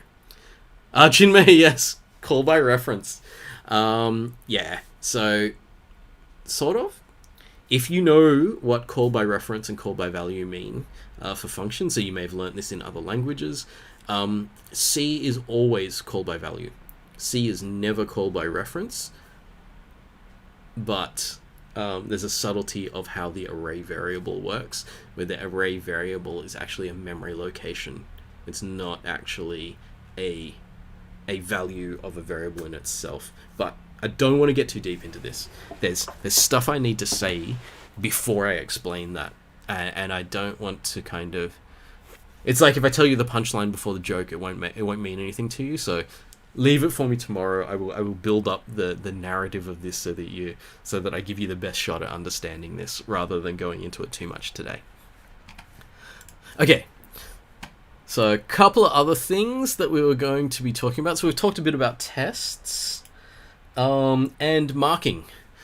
So I think this is something that a lot of people probably want to know about, is how will the assignment be marked? So the simple breakdown of marks in the assignment is that 80% will be marked by a computer, in a sense, where it'll just fire a whole lot of different inputs at you and expect you to deliver the right canvas as outputs. So that kind of marking is, does your program meet the specification that we asked you to make it on? And that marking will be based on the stages. So there's a point at which you pass or not, which is like, can you get over the significant portion of the first stage of the assignment? And then after that is like, any more advanced stages will add more marks to your total mark.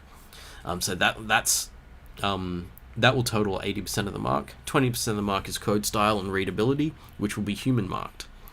We do have a program that we run to kind of do the very basics of style checking, and you've seen that because it's been in all of your labs up until now. 1511 style will give you suggestions on certain things that it knows about stylistically.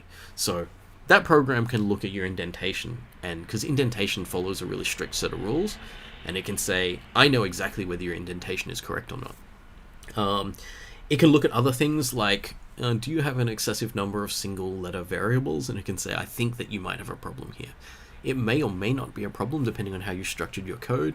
Probably is if you've got multiple single letter variables. It can look at your indentation and say, this is really deep. You've gone 4 or 5 levels deep. Are you sure you know where you are when you're this deep? Because in general, humans don't. Like, once we get past about 3 levels of indentation, we start to get lost really easily. So it's like, I'm inside this if, but I'm in the else of that if, and then I'm in a while loop here, but I'm in another while loop, and like, which one was I looping over? And it's like, it's really easy to get lost. So it will generally remind you of when you're getting lost or not. Some things that it can't do is it can't tell you whether your variable names make sense or not. So if someone goes through this assignment and renames all of the columns into a variable name called row, and then renames all the rows into a variable name called column, and then you're still using it, but everything's inverted, then you're like, the style checker is going to go, oh yeah, it's fine. It's some human words. I don't understand human words, so I'm going to assume that they were thinking about what they're doing. But when a human reads that and sees you've inverted row and column, our brains will melt. Like, we won't be able to read it. And when the tutor can't read your code, then they'll say, okay, if I can't understand this person's code, then there's got to be a reason why. They'll look through and they say, oh, they've switched variable names here, or the variable name doesn't entirely make sense. And so then they'll say, okay, there's a problem with readability there. I will point it out to the student, and then some marks will disappear there. So that's how that is going to work. Actually, I've got a section later about code style, so I'll talk about that in a second. So, performance marks, as I said, the pass mark is actually just a partially working stage 1. So, you can see that what we're actually testing you on for the basic competency level for what we need to be able to say, tick, this person can complete COMP1511 and knows the basics, is, can you loop through one dimension of a 2-dimensional array? So it's only horizontal and vertical lines. Oh yeah, that's right. I said it right there. Can you loop through a single dimension of a 2-dimensional array? So that means, can you work with variables? Can you work with arrays? Can you work with loops? Not necessarily work with functions for a pass mark. So you can see that's the core of what we're trying to do. That's the core of what we're trying to show you and get you to understand is this, and you see, when you think about it, this covers everything that we've talked about. That's why this is the pass mark. And if you're not able to do that, then we've got some stuff that we need to work on, right? There's this stuff that we're going to need to learn in order to really be sure of what we're doing by the time we get to something like the exam. Because the exam is going to have a similar thing like this. Can you do a loop through just one dimension of an array? And so we want to make sure that you can do that. That's the pass. Every stage after that, if you've completed that stage and everything before it, you get 10% more of that mark. So this is 100% of that 80%. So I didn't do it as like portions of the 80%. I just did it as percentage of the performance marks here. So for each of these stages to be complete, we think that it has passed all of the marking tests we have. And the marking tests are based exactly on the specification. So the marking tests they have some relation to the auto tests, but I would say that the marking tests have 0 relation to the auto tests, but they have 100% relation to the specification. And it just so happens the auto tests are also related to the specification, but they're written in a different way. So the marking tests are there to see whether everything works. The auto tests are there to help educate you about the way that things should work. So they're a different design. So passing the auto tests is something that I would consider to be necessary for a program that's going to want to score a lot of marks. But passing all of the auto tests is by no means a guarantee, especially in stages 4 and 5, and the auto tests specifically don't cover important things. Yeah, okay. So, I don't know if we want to... Oh, actually, I'll talk a bit about style marks. And then we'll open up to questions. So, I do have to wrap up by 4, so I'll talk about this quickly, and then we can open up to questions. So, I always like to say style marks are free marks. So, one thing that you'll notice is interesting. Style marks are worth 20% of the total of the assignment. Automated marks are worth 80%, and each of these stages beyond the first are worth 10%. So what we get in this kind of situation is that the style marks are worth any 2 of these stages. And if we look at how much work it takes to complete stages 4 and 5, the super hard stages, if you're thinking that those stages are too hard but you still want to get more marks in the assignment, this is where you get them. So you can have something that barely performs through the pass mark, but you've been really, really careful and you've done really good code style and readability. This could push you up to, past a credit when you initially thought you only had a pass mark. That kind of thing. I'm sort of hand waving the calculations here, but that kind of thing works. Nox is saying, so you will eventually pass 27 auto tests only if you finish 5 stages. Yeah. So those auto tests are organized into stages. So if you do want to focus on the auto tests, and because they're not a bad indicator of your progress, if you're passing all of the auto tests, it means that you have at least partially successfully implemented each of the stages. Yeah, so for style marks, hints on what you can do to get the maximum out of your style marks. First, follow the style guide if you need to look that up. That's on the course website. It has a series of specific rules on things. So if you're thinking, I just want to code the way Mark codes in lectures, but he's not done quite in lectures, I'll never do something as long as the assignment because that takes hours and hours to write, and I don't have that time in the lecture. So you can think, well, Mark's never written this much code. What do I do when I've got this big chunk of code and I want to decide how much commenting? There'll be some rules in there. Actually, the commenting might not have that many rules in the style guide, but it'll have some. But all the little things will have rules. Space between operators, where brackets go on lines and things like that, how much indentation there should be, all that stuff will be in there. Follow that exactly and that'll get you a big portion of the marks. So we're talking correct indentation, some things that are not necessarily hard rules in the style guide but are useful is what are your variable and function names. So I have a technique I always use for variable names where a single variable is always a noun.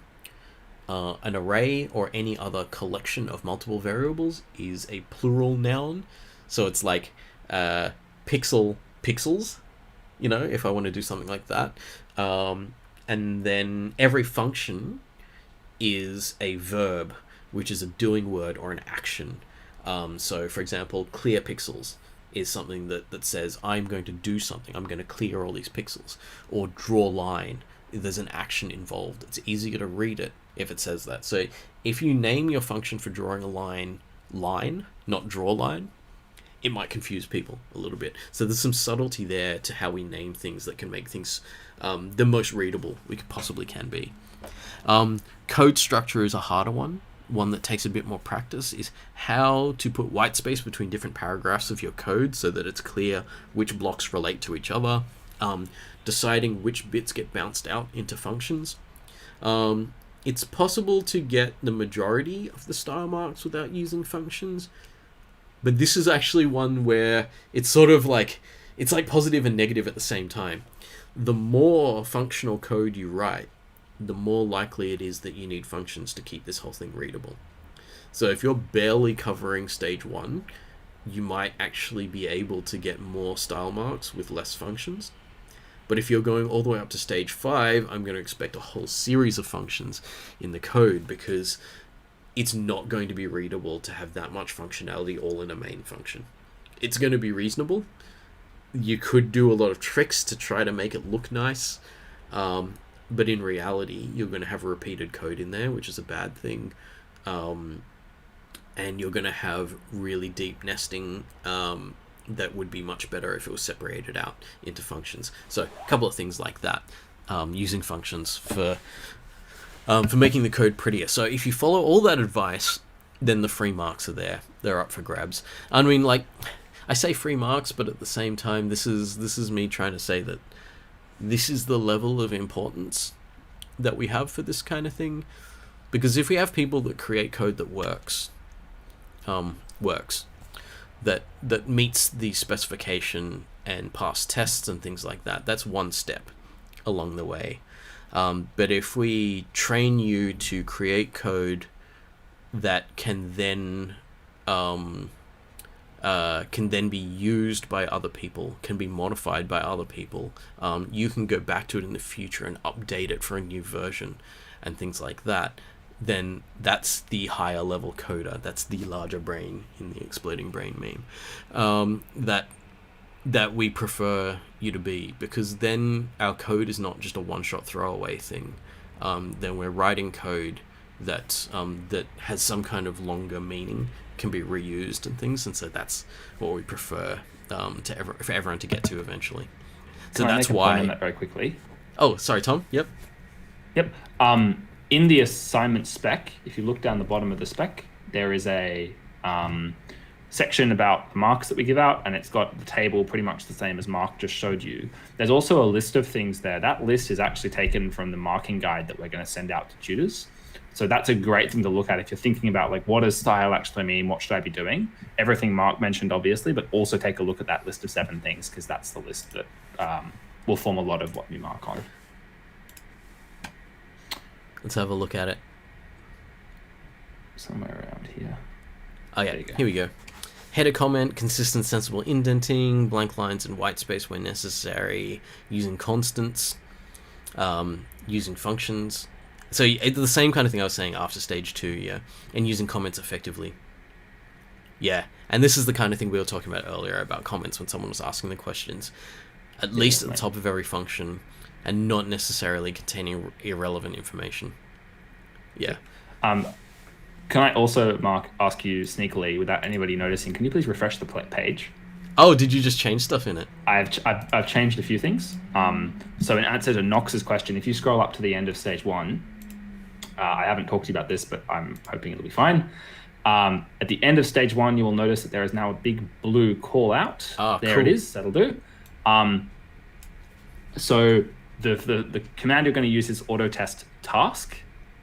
In past assignments, we've called it autotest stage, but the reason it's called autotest task is because you can only test, for instance, line drawing or rectangle drawing. There isn't a function that lets you test the entirety of stage 1. But there it is, autotest task. And you'll also see that there is a hint there that at the end of every stage, or at the end of every task, you should run the style command to make sure that your code is sort of looking good. Yep. I suppose I'll also mention while I'm here the other small change that I made, which is, there was one other thing that I added as well. There are some changes to stage 4, not actual changes, just like wording has been improved. So I've noted exactly what they were. Oh, that's right. Can you scroll down to the bottom of the assignment, please, Mark? Or is that the end?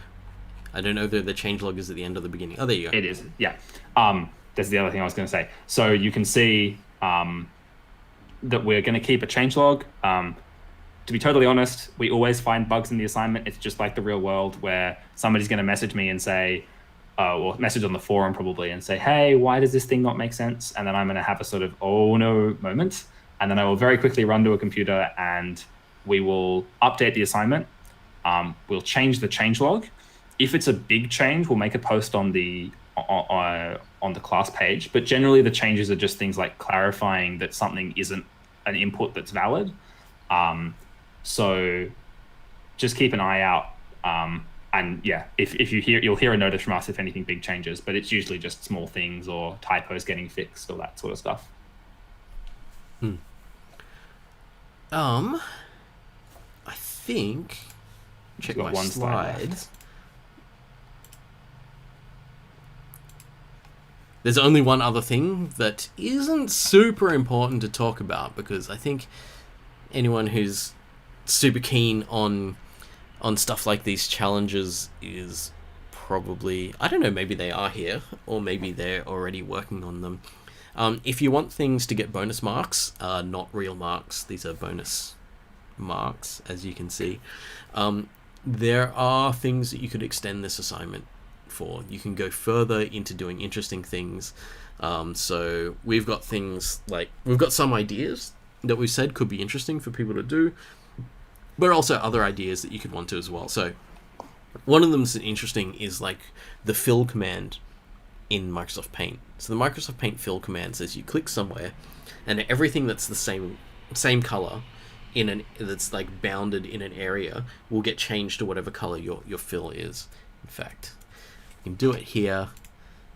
I can use the fill, and it will find all the pixels that were connected to the one I'm in, so everything that was white around it, and fill it in. That's just one thing, and there are other things like that you can try if you want. If you're interested in doing those, send us an email. Actually, you don't have to send us an email before you do it, but you can send us an email. I think we have a specific email address for it, which is just like, hey, I did a challenge thing for this assignment. Should note, for most people, not important at all, because it's not part of what you need to do for the assignment. And seriously, for the majority of people, getting to or through stages 4 and 5 is enough of a hassle as it is. But some people are like super keen, so if you've completed all the assignment, you're pretty sure you're already pretty close to 100% marks for the assignment. Here's some other things that you can do, some of which require thinking that is well beyond anything we've taught you so far. Like, this is a fun one here, the reverse engineering a canvas. So you read a canvas, and then you give us back a sequence of commands that would draw that canvas. And so in the simplest approach, it's like, oh, we'll just draw one pixel, then draw another pixel, then draw another pixel. But if you want to do this better, in a sense, then you have to try to lower the number of commands necessary to draw the entire canvas. And so things get fiddly. I'm not going to talk too much about this stuff, because I think it's like, if you're getting into this stuff, then you're probably going to want to buzz me and talk to me about things in a different way, rather than this doesn't need to go out to everyone. But for anyone Also, who's interested, these things exist. A word of warning, what Mark said before about if you're already gotten full marks, do not do the challenges until you've gotten up to stage 5. Like, the challenges aren't worth any marks. You can't submit them for marks, and you shouldn't actually submit your code including challenges. So please just make sure that you are very, very happy with your code first. And you can also work on the challenges even after the assignment is due. Yeah, like, because they're not really submitted, so you can do them anytime you week 10 if you want. Yeah. And so if people just want to give us challenges, like in week 10, you go, I went back to assignment 1 because I figured out, by the time we got to the end, I figured out how to do this challenge, and I wanted to use my old assignment code to test out this challenge. Then you can do that. That's actually technically going to happen. One of these Hall of Fame things, I am going to teach you nearly exactly how to do it in I think week 9 or week 10. Yeah. So, but anyway, that's just, don't worry about it now. Spoilers for later. We'll talk about it later. Mark, I have a question for you. Yes. Oh, because I'm on the question slide. I know, it's like I read your slides before and knew what slide was coming up. So imagine that I am a student who is struggling with stage 1, and I'm not sure what to do, and I don't know who to turn to. What should I do, Mark? Okay, so if you're struggling with stage 1, getting started, there's a few things that I would point out that I think would be really useful for that. So I would, personally, I wouldn't just say it off the bat. I would go and look these things up. There are specific lab exercises that I think are really useful to do. So by the time you're at that point and struggling, there's probably solutions released for those lab assessments already. So you can go through and you go, okay, this was the lab question to loop through an array. Here is some code that shows me how to do it. I do need to work through that, though. Don't just look at the solution, right? Because that doesn't take you through the journey of learning it. But I'll go back and do that lab that lab task and go, okay, how do I set up a loop properly? And maybe I need to write that down. This is how I do a loop from a certain number to another number. This is how I access an array. So I've got those things, and then I'll figure out how to do that. And then other things is like, how do I take in input? How do I read numbers that the person's typed in? And so what I would do if someone was asking me these things, so I'd say, okay, the basics are these particular topics. How do I read input? How do I loop through an array, changing stuff in the array? That's probably enough to get started. And then I would say lecture number 7 is a good one to watch.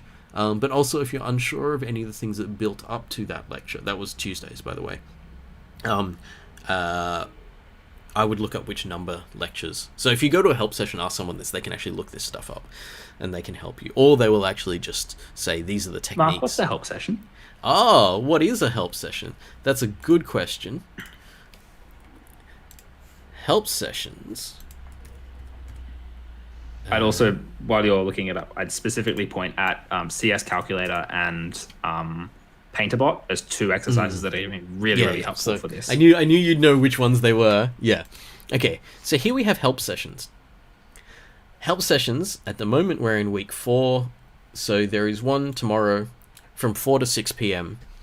And they are via Blackboard Collaborate, which is the same system you're using for your tutorials, but in the help session you get one-on-one help.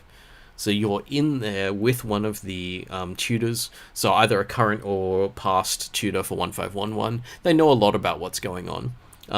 They may not know the assignment off by heart, because we don't ask them to actually necessarily read all the assignments or anything like that. But you can show them the assignment spec and which part of it you're working on, and they will probably be able to understand it pretty quickly. And you can say to them, I'm having trouble with this or that, and they will talk to you through it, you know. And so in terms of how much time you can get with a with an expert on this kind of stuff, help sessions are the best that we can do.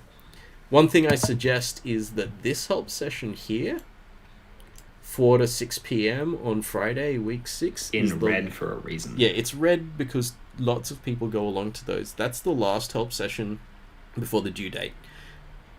That is the wrong time to get help for the first time.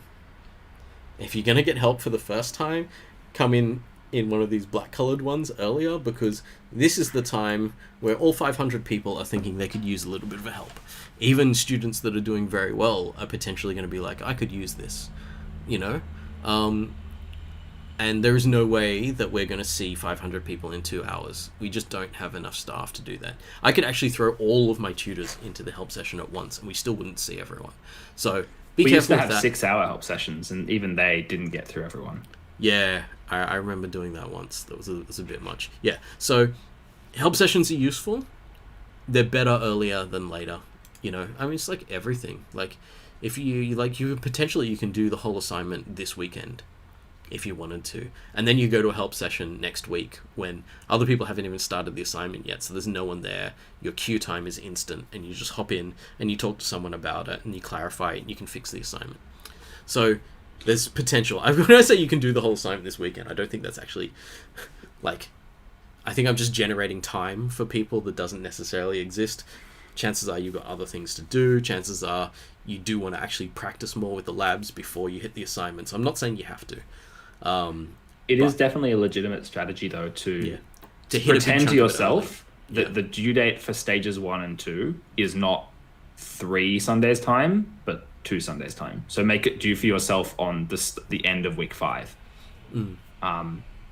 That just helps with your time management, and it means that even if you just get stage 1 and 2 done by then, you're already doing so well that like stage 3 and stage 4, if you've got time, you can do them in week 6. Yeah, and if you run out of time, you can just submit what you had, and you'll still pass the course. You know, well, this part of the course.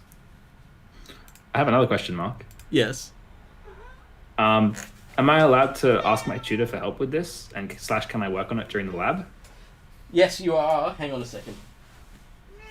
I think Chicken's going to answer that question. What do you think, Chicken? She's not saying anything now. Sorry, what was the question again? I got distracted by my own cat. Can I ask my tutor for help, and can I work on this during the lab? First question, can you ask your tutor for help? Yes, you can ask your tutor for help. Second question, can you work on this in the lab? Only if you're not sharing it with other students or talking to other students about it. So, as an individual assessment, This is something that must be done alone. I'm okay with people discussing generic ideas, so you can discuss how to loop through a two-dimensional array with other people. But I don't want you to be talking about, okay, so now that we've talked about looping through a two-dimensional array, how exactly do I do it for this question, this part of the assignment? It's like, okay, too much, right? That's the point at which you're not going to learn anything yourself from it, and what we're going to end up doing is just marking someone else's work instead of yours in your assignment, which is not something that we want. Yeah. So, do we have, before we wrap up, because I'm going to have to run off pretty soon, any other questions from anyone who's here in the live stream now? I'd also just mention the forum while we're waiting for any other questions. Go to the forum. It's great. Don't post code on the forum, but like we have tutors who spend like an entire week of their lives just sort of on the forum to help you out when you've got questions. So make sure that you take advantage of that resource as well. Yeah. Over the next few weeks, we will be putting more tutors on the forums because we know that your questions are going to start escalating as the assignment goes on. Yep, definitely.